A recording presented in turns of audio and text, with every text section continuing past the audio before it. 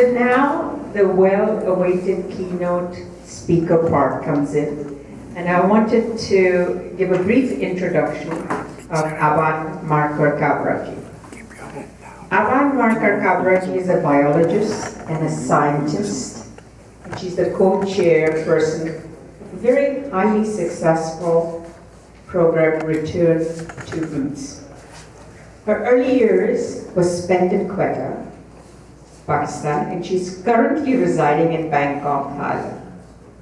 She's Regional Director of IUCN Asia, which stands for International Union of Conservation of Nature, overseeing an active presence in 15 countries and responsible for more than 70 wide-ranging environmental initiatives.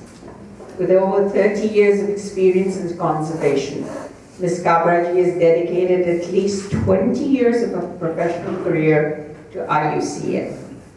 Her leadership has been instrumental in bringing awareness to gender, culture, and the sovereign dimensions of conservation.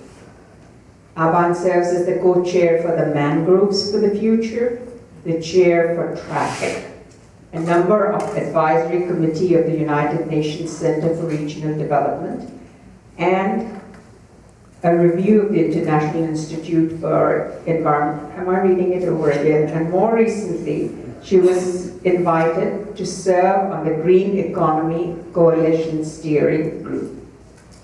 She's a member of the External Advisory Board for the Yale Global Institute of Sustainable Forestry, and also sits on the governing board for the International Institute for Sustainable Development. It's an impressive biodata. She's been honored with several distinguished awards and received the Order of the Golden Ark by the Grand Master of the Order, His Royal Highness Prince Bernard of the Netherlands. She's a McCluskey Fellow, a visiting professor with the Yale School of Forestry and Environmental Studies, and a sought-after lecturer worldwide. She maintains a special interest in gender, social equality, and security. She's married, she has 3 children, she's a grandma, and she loves dogs. On a personal note, growing up in Quetta, the Marker family was a prominent Zoroastrian family that was loved and respected by all. There were many lessons to be learned, and service to the community was of the highest order. We're honored you're here, Aban, and we await your talk. Thank you. When Aban asked me to speak about, we share a name as you notice, about my life, I thought, oh dear, no, that's going to be extremely boring, and she's already told you all about it in the CV, so I'm not going to be talking about my life. Louder. Closer. You need it louder? I will. Volume? Or did you hear all that? Okay, all right. So, as I said, but she did want me to say something of relevance, and so I thought I'd start with the ties that bind Aban and me. And she made reference to it. We go back to a place, Quetta, in Pakistan. And that's where we started our lives. And I think now as to where we are, she stays in Houston, I live in Bangkok, and in various other places around the world. two Zoroastrians in the diaspora, bound by identity, and perhaps even more by memory of the place we came from, Quetta. I'm sitting right now in the Parvez Rustamji Hall, and I remember when Aban and Parvez got married. I was only 11 years old, and at that point, very wide-eyed, Aban and Parvez were an extremely glamorous couple. And at that age, you know, Aban was sort of the person all these little kids looked up to. Glamorous, beautiful, polished. She is still today, but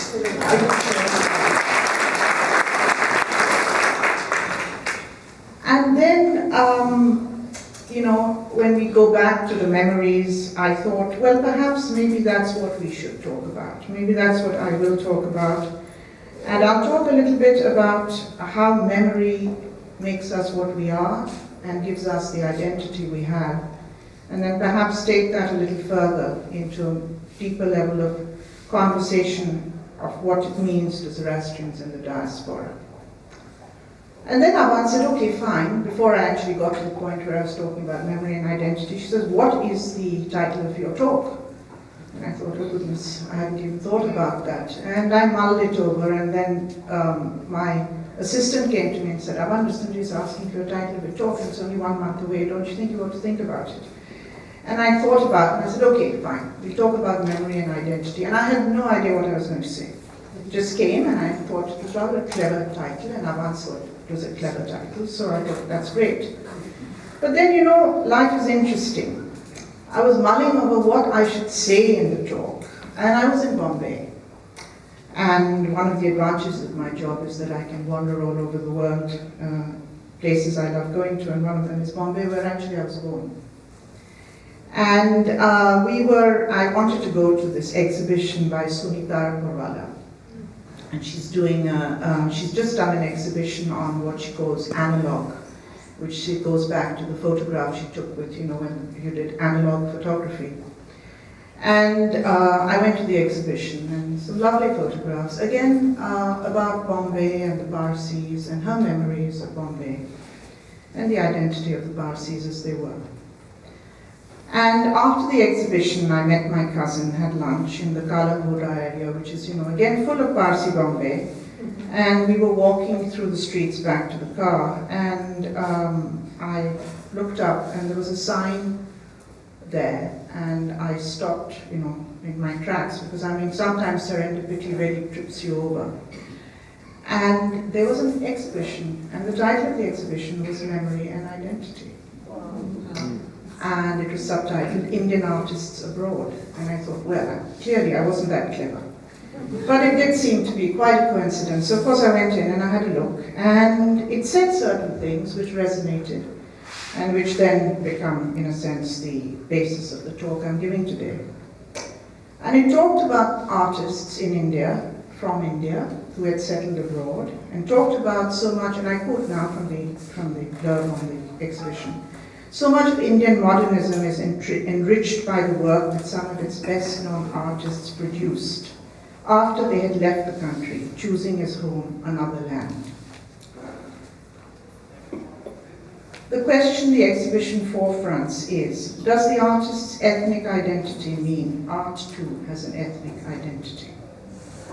And then it goes on to say, the diaspora artist particularly carries the baggage of her or his identity on the sleeve, sharpened by nostalgia. And then talks about the fact that the dichotomy and the duality that make up the diaspora artist's cultural and artistic identity are something that needs to be recognized. And some artists appear to have lived up to the imposed identity of an Indianness, others ignore it, while a certain Indian ethos appears to permeate the work of some, even if outwardly Western. You recognize certain aspects of the Zoroastrian diaspora in what is being described. Dwelling both on the complexities of memory and identity, and I'm still quoting, this exhibition shows the work of some of the best-known Indian artists through this lens to better address the persistent concerns that constitute identity. And so with many Zoroastrians in the diaspora, the ethos of the homelands, India, Iran, Pakistan, permeate our lives and work, even if outwardly Western. And that really is what is the subject of my talk today. Why and what led me to this? My life and my family's life had both the security of time and place.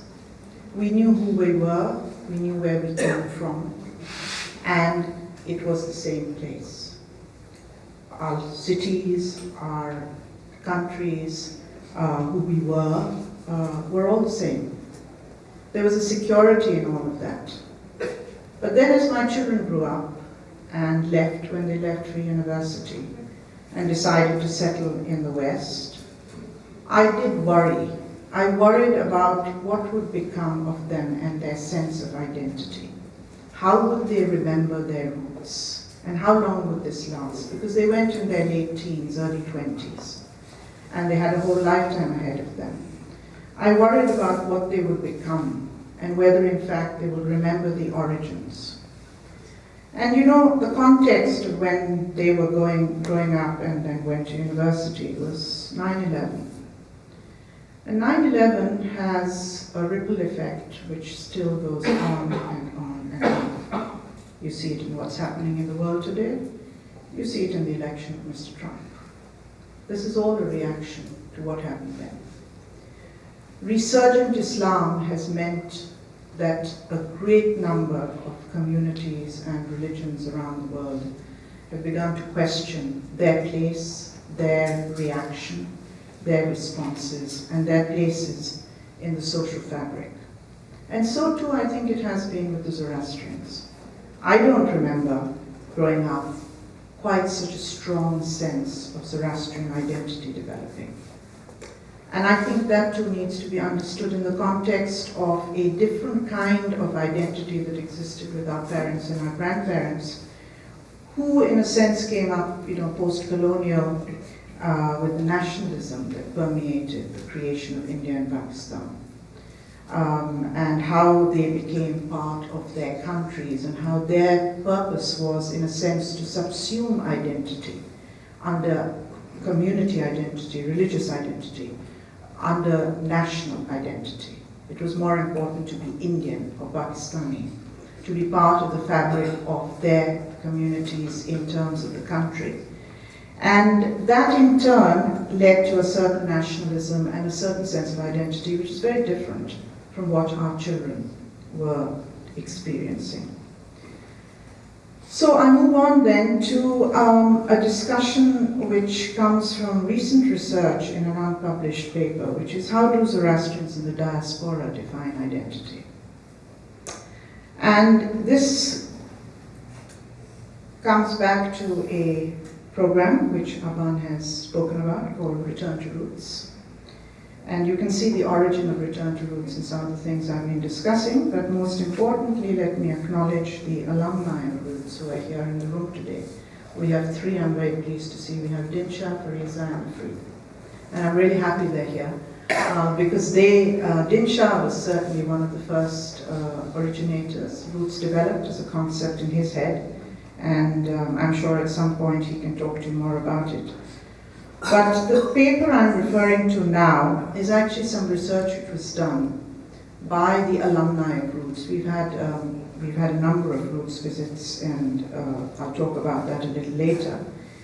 And that looked at the reactions of the young people who've been on the program and asked them about their experience of how Zoroastrians engage with the ideas of home and belonging as they went back from North America, Europe, Australia, to the ancestral homelands of India. In this case, just India, we haven't gone further than that.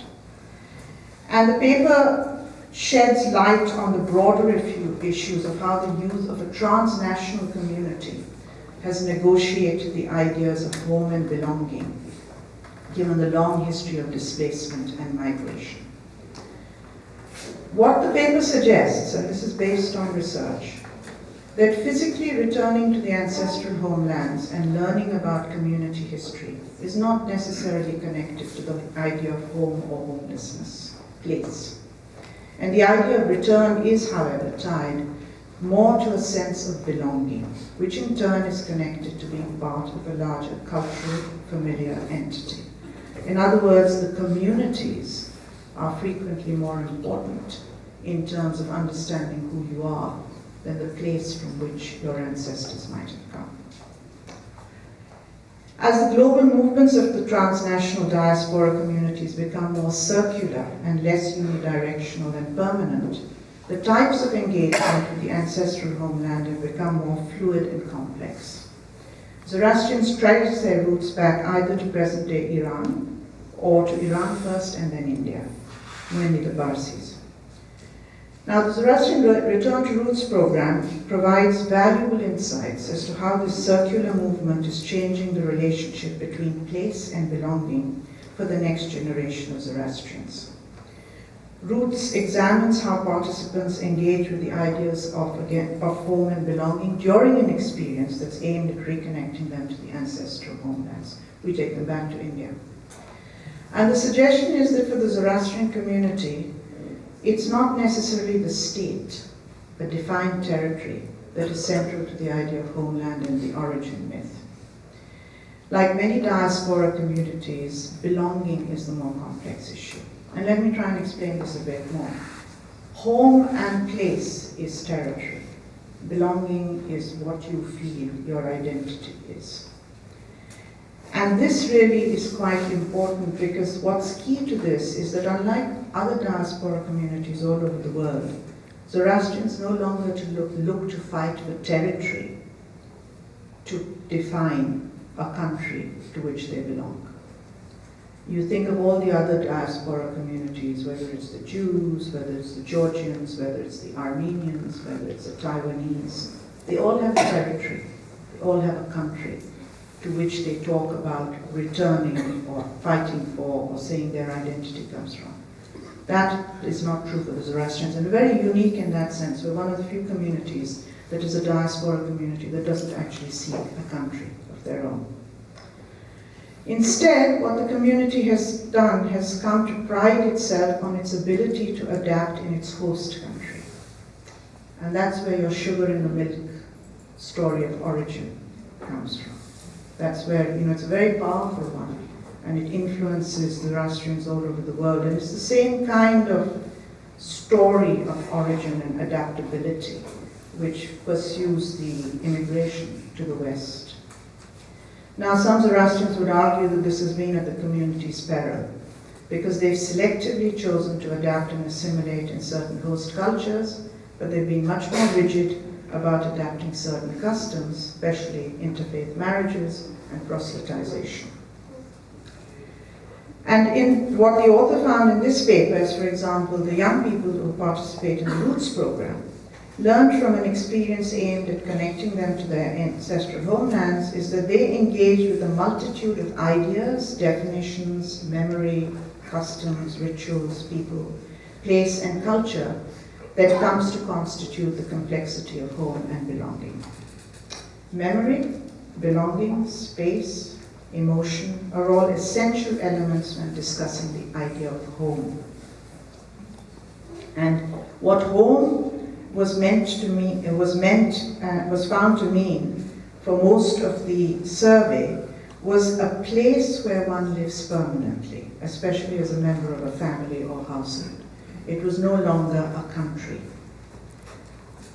When it came to belonging, however, there was a much stronger correlation between the family and the sense of where you came from. So in other words, you'd hear words like, I belong to India, Iran, but I live in Australia, the United States. So home is Australia, the United States, or even India. But I belong, I came from Iran. It's very interesting to see how the sense of belonging and the sense of home has diversified to a great extent in these young people, a part of the community. And the idea of a return is a circular phenomenon in the Zoroastrian community. What separates an ethnic community from a diaspora community is the strength with which the latter maintains ties with its homeland and its kin communities in other states. A movement is, as I said, it's not unidirectional, it's fluid and it's circular.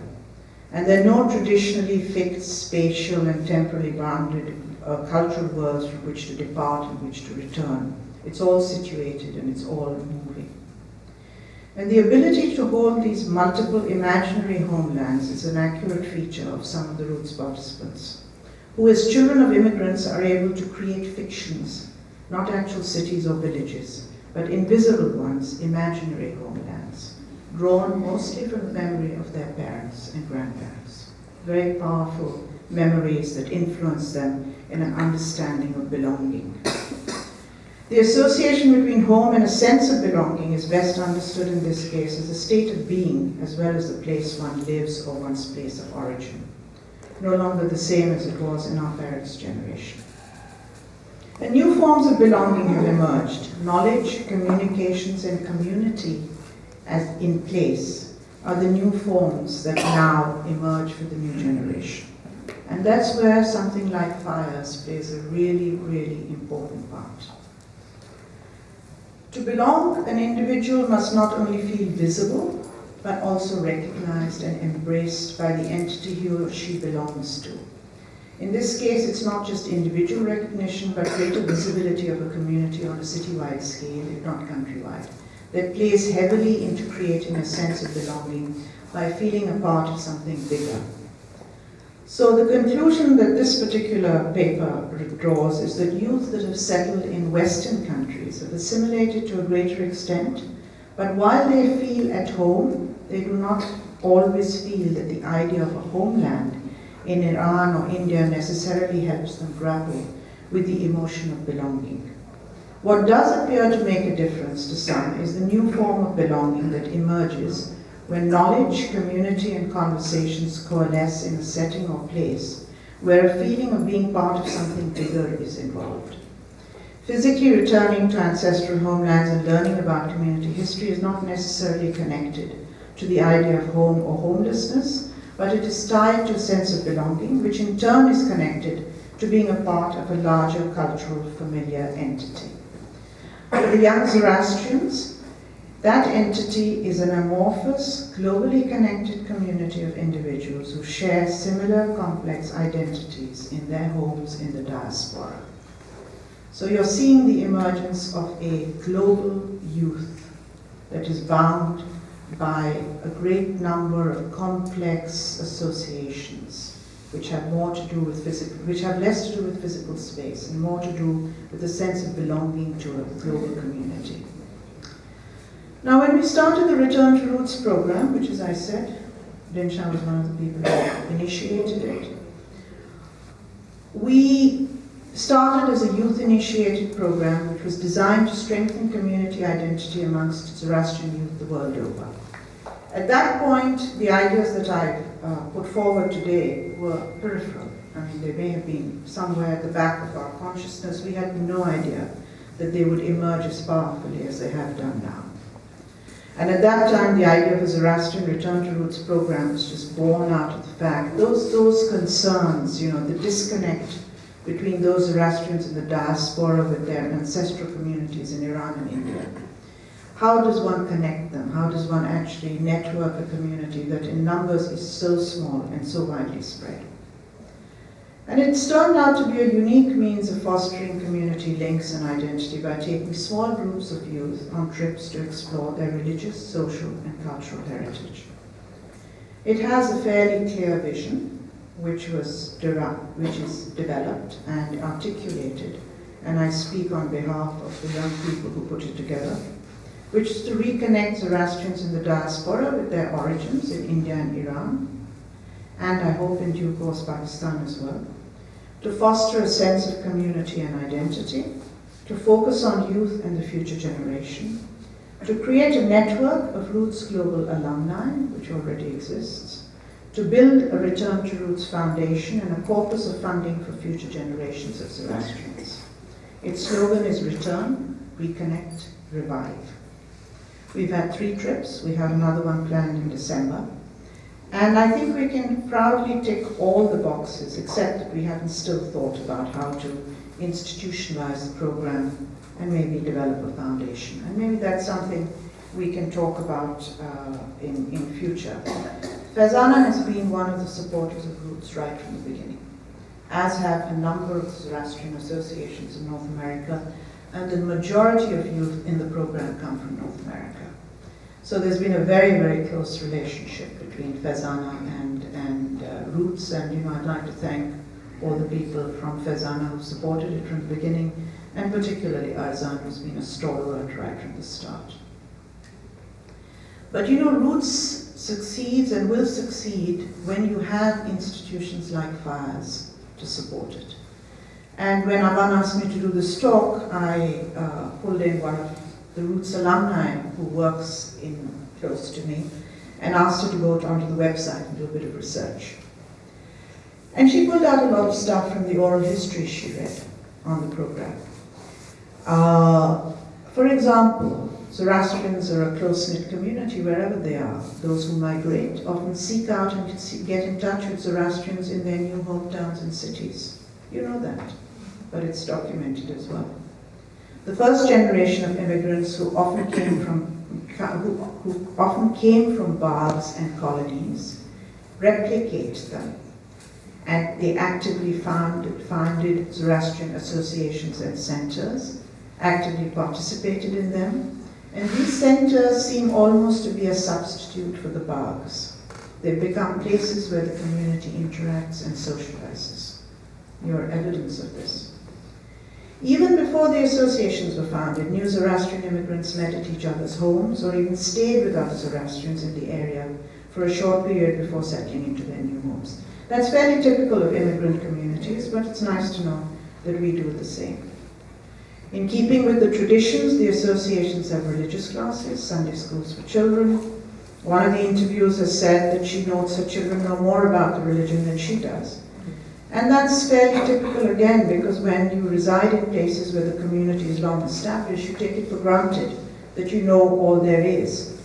One of the things we found that when we opened up the Roots program to take youth from India, frequently they'd say, oh, but why? Why should we bother? We've been to Adwada and Navsari, etc. What can we possibly learn? When they actually come on the program, they come back and say, this is a whole new world which we never knew existed. So it's interesting, depending on the lens you take them through, you see a totally different perspective. Other observations: despite being proud of their heritage and taking an active part in preserving it through associations like FEZANA, Zoroastrians have still managed to integrate almost seamlessly and innocuously abroad. Partly because the religion itself encapsulates some very basic universal civic values which are applicable in most societies, but there are dangers here. I go back to the point I made about the Zoroastrians who integrated very strongly when the national movements in India and Pakistan were taking place. A lot of those Zoroastrians were part of the political process. Assimilating in societies and being good at business and being very good professionals is fine, but you're not going to change the societies you live in that way. The only way you really will change and influence them is being part of the political process. And there have been very prominent Zoroastrians who have done that in the past. When I look around the global stage today, there are very few. Karan Villamoria in the UK is possibly one of them, Lord Karan Villamoria. In the US, I can't think of a single Zoroastrian politician of any prominence. And I do wonder why that is, and whether perhaps that isn't something that perhaps the Zoroastrian community in North America should think about. It will certainly reinforce a sense of identity and pride and participation in the countries in which you're now settled. The FIRES catalogue can be seen as another step in bringing and keeping the community together as one of the evolving solutions the diaspora is coming up with to stay in touch with their roots. FIRES captures and preserves memory through oral histories, through books, and through the collection that Aban described earlier today. It takes Zoroastrian studies further by opening it to academics, It brings together community members who still actively practice the religion, and also those members who simply have a theoretical or historical interest in the religion. And it's moving with the times to preserve knowledge that may otherwise be lost. And it does this in the following ways. It preserves oral histories. You've seen that in the presentation, but this was new to me. And I have to commend my research assistant who went right in and got a whole lot of information out. The oral histories are really important. That's memory that you're capturing, recording, and keep holding, for the future. And so, for example, the interviews that Fayez conducted in Rice University put things in perspective for the second and third generation of Zoroastrians, recording the experience of their parents and grandparents. They reflect on lessons learned by the first generation of how they integrated in their new societies once they migrated, not just within the Zoroastrian community in their new hometowns, but also outside it in their work. Fayez, as Aban told you, also houses a collection of rare resources. And it has a twin, and we take the Roots alumni to that. Roots follows the alumni as they're initiated in the program in India, to the Dastur Mehjirana Library in Navsari. It's a very, very capable twin of Fayez. It's one of the world's foremost research institutions for Zoroastrian religion. It contains printed books on Zoroastrianism and Oriental studies in the Western language, as well as Gujarati and Persian, ranging from the 18th century to the present day.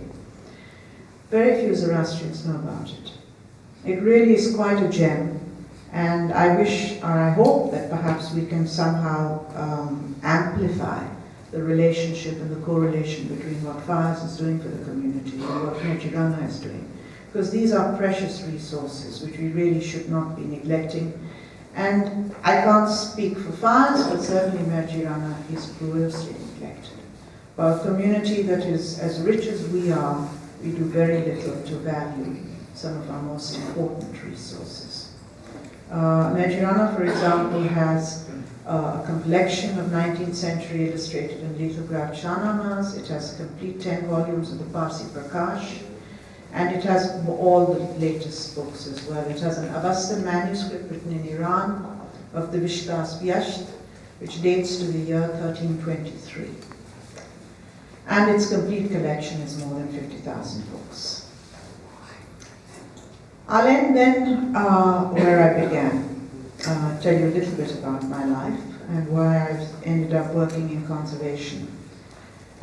Quetta was part of Sistan, which is Iranian Balochistan. And in Balochistan today you still find what are the remnants of old towers of silence, and possibly fire temples as well. So in many ways, where I come from, where Aban comes from, our origins, our memories, go back in both time and place to the ancestral homelands. And it's also a place that is wild and in its own way fairly brutal in terms of nature. It's very beautiful, and one grew up with one's family and with the small Parsi community that was there, which had a lot of Iranians coming in across the border. In those days it was easy to go back and forth, it was very porous. And there was a great sense of, there were farmers, there were people who tilled the land, fruit orchards, a great sense of being close to the natural elements. And one grew up learning about the Zoroastrian religion and the prayers to the elements of fire, to water, to air, to the moon, the stars. And that, I suppose, engendered in me a strong sense of conservation of nature and respect for life. And a conservationist strives to preserve heritage. In my case, the heritage of natural resources, and to adapt them to a changing world while preserving this heritage.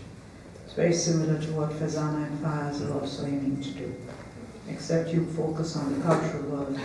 Mine is mostly on the natural, both equally important. Thank you very much.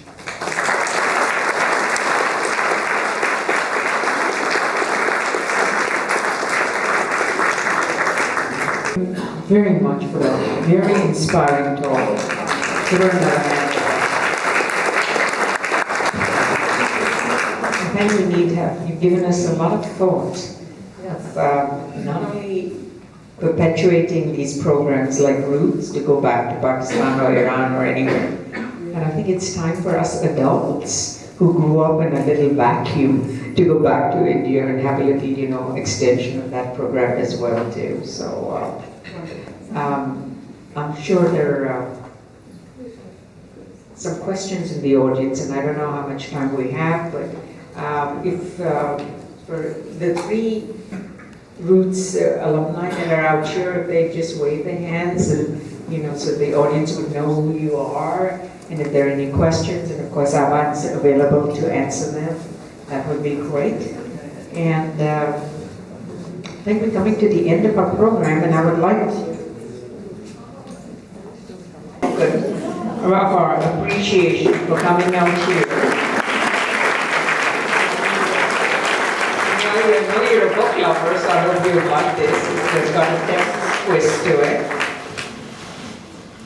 And I would like to invite you all are going to get to preview the exhibition before the rest of the people that are going to be coming in tomorrow. But before I leave, I have to thank the library committee that has been committed to this cause, who've been passionate all throughout the years. We're a core group of people, and we've stayed together. I also want to thank the exhibition committee that have really put out this magnificent exhibition that you'll see, and they've worked really hard on it. And then I want to thank ZH members who are not on any committee, but they just come, and they come and help, and they show up, and they go the 9th yard, to do that. And how do you thank a community who's always there for you and is always behind you? I think that's what makes ZH great. Thank you, everybody, for us, and have a wonderful, wonderful evening. And thank you very much, Aban. We're delighted with it.